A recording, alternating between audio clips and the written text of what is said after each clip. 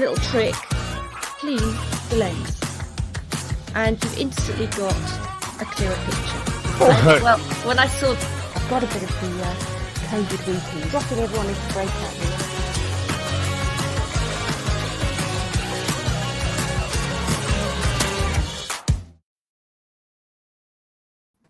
Hey, hi, I'm Jola. I'm Jola from Be Video Confident, and I'm interviewing businesses, charities, and business owners about the impact of COVID-19 on online communications on their business, good and bad. And I'm also going to look ahead to 2022 and find out their plans to use it or maybe not to use it. So today I'd really like to introduce you to Matt Hinge, Smart Wifi London. Welcome, Matt. Thanks for having me on, Jola. Oh, my pleasure. So, Matt, we're going to be talking about smart Wi-Fi, working from home with confidence. I'll just tell you a little bit about Matt. It's actually called Matthew Hinge, and he's the director and technology consultant at Smart Wifi London. I've known Matt for 3 or 4 years now, and I first knew him when he had founded and scaled an IT company here in London. And Matt saw an exciting gap at the beginning of COVID. He realized that he had the technology, he had the expertise, working with clients in his IT business who really needed a lot of data, a lot of video streaming. They were started working from home, and he realized that he could enable homeowners to work from home more efficiently. Set up Smart Wifi London, and he offers a cost-effective business-grade wireless solution to residential customers. I'm just going to put up a little ticker there so we know how to contact him. So welcome, Matt, and tell us a little bit about how the very first calls that you had when COVID started. There's you're running this huge IT business with a kind of high demand, and then COVID hit. Thanks, Jola. So yeah, around March 2020, when kind of COVID became real and that moment of lockdown hitting, and it was like Christmas Day. There was no one out. Everybody was in. Nobody was working. It was that real kind of dotted line. There was a flat line in business, the economy. Everyone's life just went on hold. And in that stage, I suppose financially it was a big wobble, because some businesses were, of course, heavily affected. They might not have known that. No one really knew what was going to happen. Other businesses within a week were back up and running. But what we saw within that week of people needing to be back up and running because they were, say, a financial services business, they were then working from home. The reality for that, especially with small families, those, say, directors, those senior members of staff, those anybody's within the business, they were working from home with their dog, their partner, their grandparents, their parents, their kids. Everybody was there, and all their devices were on, everybody's internet connections, everybody was at home at the same time, all working. And it just caused pandemonium. So firstly, the internet service providers, so Virgin and BT or Openreach, the two big ones around southwest London, everything was going well for them, and they just got completely overloaded, and the internet would just stop working for the whole road, the whole street, the whole postcode of London. Everything would just stop working. Yeah, I remember. But that was a big one, and of course nobody can help that. Not even Virgin, not even Openreach could do much about that. It was just pure overload, and I think they just had to scale their operations to firstly cope with that. So I suppose that's a macro effect of what happened initially, and then a micro effect of, say, inside someone's home. You're at the point where it's day one, your boss rings you, okay, you need to log in and we need to do this for a client, we've still got deadlines. They need to have a video call, but there's screaming going on, there's homeschooling, there's home baking going on, there's fighting for toilet roll. And then you're trying to escape to the loft conversion or the back of the garden, the back of the kitchen, anywhere that's quiet. But of course, all of those places are the furthest point of the house from where the router is, the source of the internet. So you're wanting to have a crystal clear quality of call. You've got Netflix in the other room. You've got everything happening connected to the internet, and also you're the furthest away. And then it's, oh, can you hear me? Yeah, I remember that. Can you hear me? That was another effect as to what happened for people with inside their homes. So, of course, being the go-to person for technology for a big list of clients, the word soon got out that we started installing our business grade solutions in a domestic environment. So we would use the same framework and the same roadmap to then install inside a home. We'd use the same equipment, very cost effective equipment that we'd use in a business. It was also priced very well that it could then be used in a property. Wow. Now, so we've got this period where people are settling down. And then I do remember on LinkedIn seeing particularly your business and other IT businesses doing the office move outs, where businesses actually said, you know what, this isn't just for a month or so, this is long term. And people posting, here's my lovely cabling and logistics of this home working for, long term. Can you tell me just about that period? Yeah, sure. So I suppose to dissect that, there's two parts. So people, I suppose, within a couple of months into the initial lockdown, they thought our offices that we're paying huge amounts of rent for are just collecting dust. Why do we need these? How much is left on the lease? Why don't we save 6 months, and then if everything turns back, we'll just hop into a WeWork, a Regus, get some office space, and then maybe take something more personal to us after that. Mm-hmm. So we were there turning up to clients' offices with boxes, helping them move out. We would then use our storage to house a lot of their equipment because they didn't have anywhere to put it. They had these huge racks filled with flashing boxes, and then we were taking them and storing it for them. So that was, I suppose, the office move outs, what that actually looked like, rolling around in the van and taking stuff backwards and forwards for them. And then I suppose the cabling side, when we got to helping our business owners and our users that we were supporting, getting them set up, we were initially putting a bit of masking tape on the wall and attaching a cable and running it all the way around the room from their router to then where they wanted to work. Of course, this is a very temporary step and a very low cost effort of getting them working on day one. So that then started to form the strategy around, well, how can we make this more permanent? How do we go inside these beautiful Southwest London homes they've got Victorian tile floors, they've got bookshelf, beautifully painted, amazing marble kitchens. How do we make it possible that we can put a more permanent solution to allow our clients to be able to work from home? So that's where it started unfolding a bit more as to a more of a permanent plan. Yeah, I mean, my big fear is, oh my gosh, I've got to channel holes in my walls, I've got to drill holes in my floors.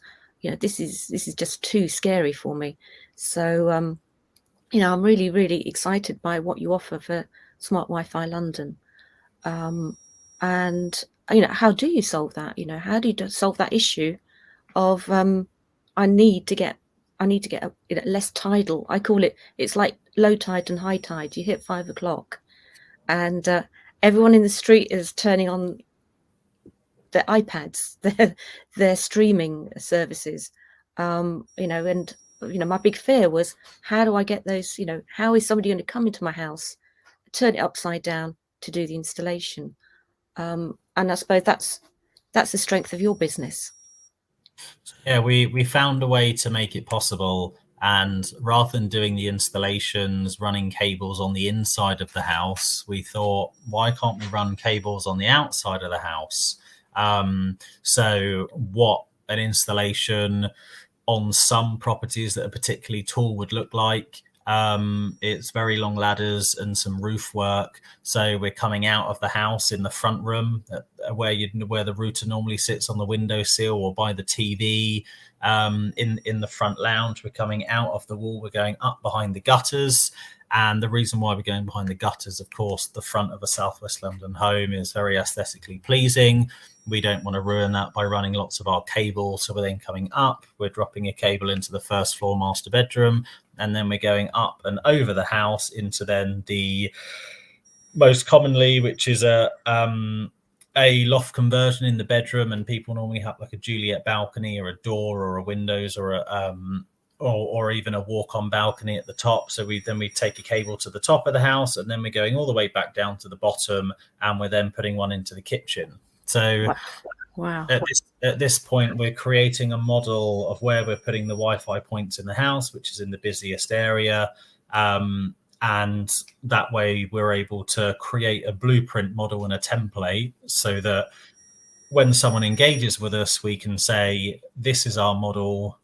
We want to, and we know that it works because we've now done over 84 installs. There's one happening today as we speak, just off Wandsworth Common, and one yesterday in Herne Hill, and it goes on and on.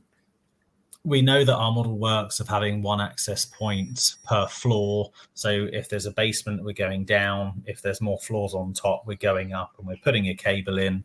So not only do the cables work with putting a Wi-Fi access point on each floor, they'll all mesh together. So on your phone, you connect to one signal or one broadcast. And as you move up and down the house, it will connect you to the best access point. So that's the same theory as an office. As you move around the office, you'll be connected to the nearest access point. So when people have home offices, often they want a wired connection, especially if they're a high traffic video user like yourself, Jola, or you run an architect's firm, you're a city trader, you want the fastest internet connection you could get, you want the fastest speed from your device, being your laptop or computer, to your router. Some people only get 80 meg download, some are getting a gig download, and they want all of that speed available. So we can distribute that through a wired connection, so they can plug into their laptop dock or the back of their computer on the side of their laptop, and also having a Wi-Fi point there as well. So the most common one, and one of my favorites because it's a bit different, is people have been getting their shed renovated to the old shed that contained the lawnmower. And then the garden office has been plonked in, the power's been run down, and they go, oh, I'm missing something. I don't have any Wi-Fi. I don't have any internet. So then one side of the garden has power running down. We then put data to the other side, and that cable's connected then to the router, whether it's going down the garden all the way back over the house, or whether we find a way through or under the house, we'll get the connection there as well. So it's working for young families. As the kids are getting older, they're running around with tablets and having screen time, making that available, homeschooling, for the kids being able to work in their bedrooms, and also for families who, I suppose, don't have any kids. I suppose we'll call them still families or couples. They want to work in different parts of the house. They want their own space. They have their own desk. So we'll wire them in and put Wi-Fi around the property to make it possible for them as well. Wow. You see, what I really love about your business is that you have come from, a business IT experience. Now, I worked at BBC, I worked at GMTV, and I know the cabling that we used to have there, and it was quite beautifully cabled in, really high standard. And then a few years ago, I built a house for my mum, and I wanted to have cabling put into it as well as electrics, because I thought, well, you're building it, you can put it in. And I just found I couldn't find anybody with the skills or the quality of delivery that, of a broadcast, of a business, who wanted to do domestic. And that's what I think is really great about your business, is that you've got that experience of, mission critical data delivery, and you're doing that for people in the home, and taking it seriously, that people actually want to have a a professional. They just don't want these cables hanging around everywhere. They want to feel free, like Wi-Fi should give you that freedom to do what you want to do in whatever room of your house. And that's what I find really exciting about your business, Smart Wi-Fi London, that you're taking that seriousness, the thoroughness, and actually planning, and planning it to a really high standard. So, yeah, I'm very, very impressed with your business. Thank you. And just to build on that as well, I suppose having that technical background at a kind of a strategic level, as well as call it an endpoint level, where you're sat with Joe in accounts and she needs help with their Outlook because it's crashed, or working with Sage or something like that, all the way up to designing the network and making IT work for the business. The mindset of someone working from home is that they're paying £50 a month for their internet connection, and the expectation is there that it's just going to work for them. But the investment that goes into IT within a business is huge, and the numbers in the thousands. And educating our clients who are going from, I've gone from my fancy office in central London that's had thousands on it, to home, which is a £100 router that may have been given to them for free from their internet service provider, and they're paying £50 a month, and they're asking, well, why is it going up and down? Why is it not very good?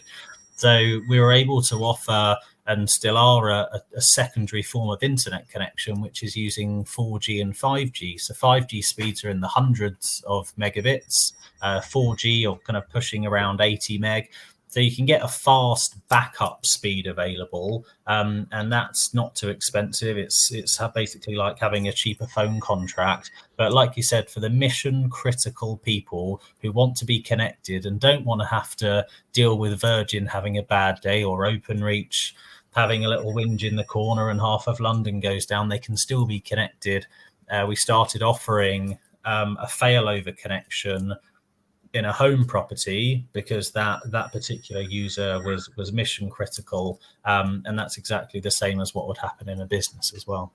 Wow. I mean, this is actually really good stuff that's coming out of COVID. Is we're upping our game and we're getting this stuff sorted. And that comes me to my next question, which is, over the last 2 years, any specific hurdles and victories at Smart Wi-Fi London? Yeah, there's definitely been a lot of victories, and hopefully not too many hurdles, but they've been overcome. So I would say one of my favorite hurdles to overcome was doing an installation in the Shard. So we're on the 72nd floor of the Shard, which is half open and half not open. So I don't know whether you've been up there, Yola, but it does get cold and it does get hot. It's like a mini greenhouse with a breeze.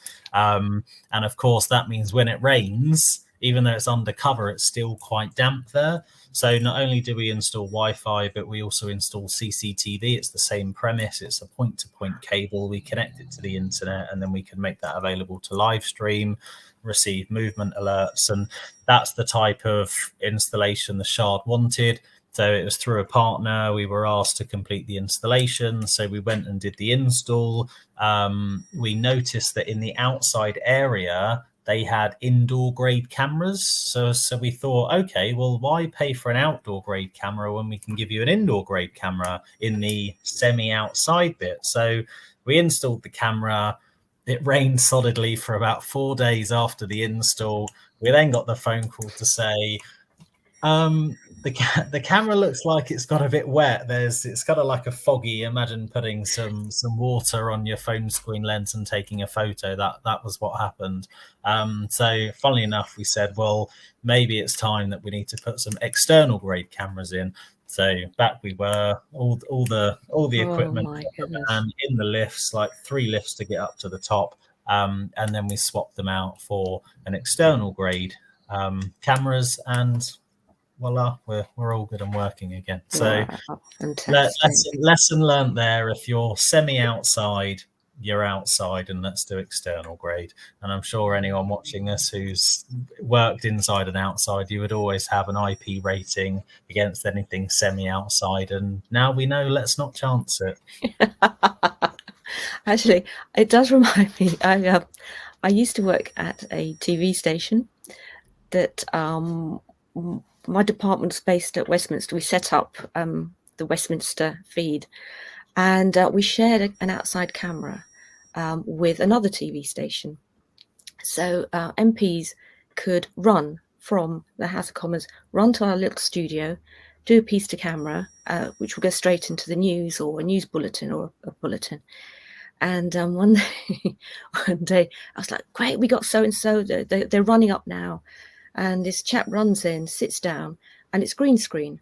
So the MP is sitting there with a roller blind of green screen, and we flick on the camera, which is pointing at the Houses of Westminster, and it started raining.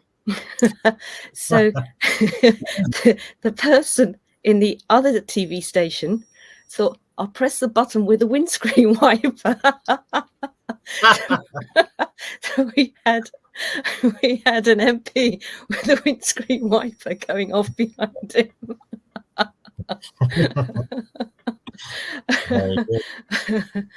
But the thing is, it was such good quality lens that most of the time people didn't know that they were in front of a green screen. So apart from the window. Yeah, to break the illusion. Oh, fantastic. Now, victories, Matt. I suppose the obvious victory is to highlight we went into that phase of nothing was happening, business was very stagnant, everything was very quiet for a lot of people for, I suppose, that first month of COVID in March 2020. And it was taking a leap of faith to create a marketing campaign, start a business idea, and luckily we had some requests and some case studies, which was really good. But to launch, to go out to just anybody, Joe Public, straight into Southwest London residential, to put the investment in and market a new idea, something that was a different business model. It was kind of installation only with a small care plan, whereas kind of running the IT business, it was very different. It was all kind of big care plan, small installs. So it was completely the opposite. And I suppose the victory is that we've completed we're almost up to 100 installs. We're very close, and the cadence is growing and growing. Got some amazing reviews, and we've got some awesome installs, residential and commercial. And yeah, it's following the same model of run the data cable, connect it to the internet, boost the Wi-Fi. Fantastic. Well, that's a massive achievement, massive. To have growth and in such really good, strong growth during this period is just brilliant. So we're getting to the end of our show, and do you have any tips for home offices for people to feel more confident working from home? I do.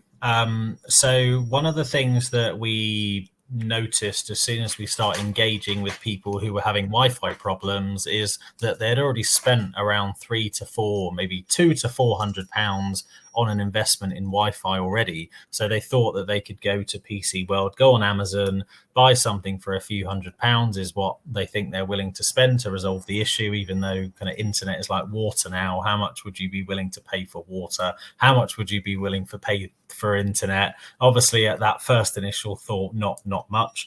So they would go buy these bits of equipment, plug them in, use them for a couple of weeks, and kind of go, it's not really working. My call is still dropping out. So examples of that would be BT Whole Home Wi-Fi, Google Nest Wi-Fi, Netgear Orbi, or a TP-Link or a Develo, where you plug the cable from the router into the power socket, and then you have another power socket at the other end of the house, and you then plug that into your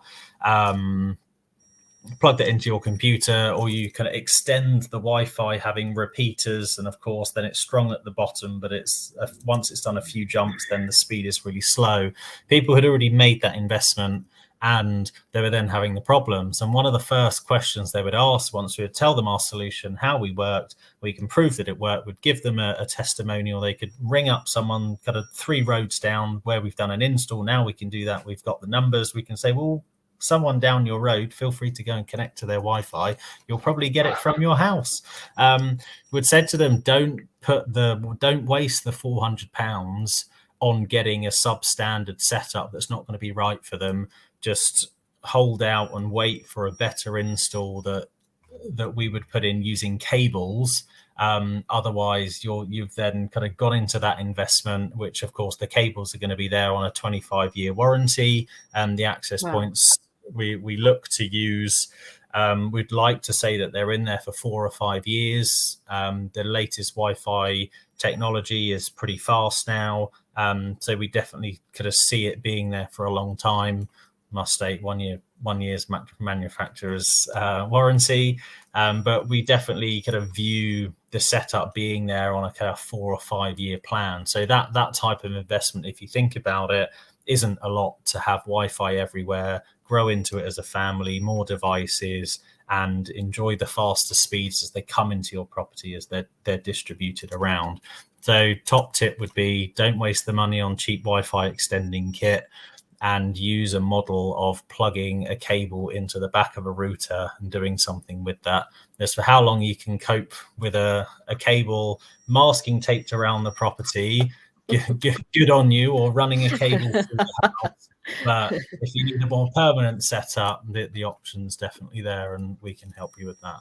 Well, I'm going to put up your links here, because hearing what you've just said, I think many households in Southwest London are going to be interested in getting in touch with you, and just to kind of give everyone an idea of going forward into 2022. What are your plans and strategies as a business? So we want to kind of continue doing our installations, which has become our bread and butter. As the return to work and offices has been happening, and people have been doing kind of lots of city businesses have used the time where there's no one there to do renovations. So we've done a few projects where we're doing the networking and the new cabling and the Wi-Fi for those offices. So look to grow that as well. And also the patch kind of moving in further into TW postcodes, and then also up into kind of N postcodes and into SE postcodes as well. So looking to expand the patch, and also the diversity of what we're doing the installs and who we're doing them for. Fantastic. And that's just like an amazing story of growth, of really solving problems for people and delivering actually what we're all after, which is a non-tidal Wi-Fi connection, a Wi-Fi connection that doesn't drift as you go to the end of the garden, or to the top of the house, or have the door shut. The joy of being able to shut the doors with the cabling is just fantastic. Well, Matt, thank you so much for talking with us today. It's really important for people to feel confident to work from home, and also to be able to say to their bosses, you know what, I can do this from home. I can work from home and deliver. It's not an issue anymore, and it's a real fantastic inspiration to any small business who has actually, really suffered during COVID, that there's light under the tunnel, out of the tunnel, which doesn't involve doing stuff that you don't want to do. If you don't want to go into work every day of the week, and you can negotiate with confidence that you can deliver what you need to deliver. So thanks so much, Matt. Thank you. Thank you. And also, Jola, just to say, you have done some video testimonials for me for my previous IT business, which were amazing, and they were really good to send to our prospects. So I can highly recommend your on-site and remote services to be able to make that happen. So thank you for that as well. Oh, my pleasure. Absolute pleasure. It was, it was a dream job, because I was talking to people who absolutely loved what you delivered. It's so great to record video testimonials, and to get people saying just wonderful things. You're thinking, there are so many wonderful things here. What are we going to keep in the video? Yeah, and thank you for supporting me as well as a business. Keeping the business coming in towards me and asking me to do the video testimonials remotely, which have worked out. So thank you so much. Thank you. Great. On that lovely, lots of loveliness. Have a really great day, Matt. And we're going to say goodbye to everyone. So bye for now. Thank you. Bye all.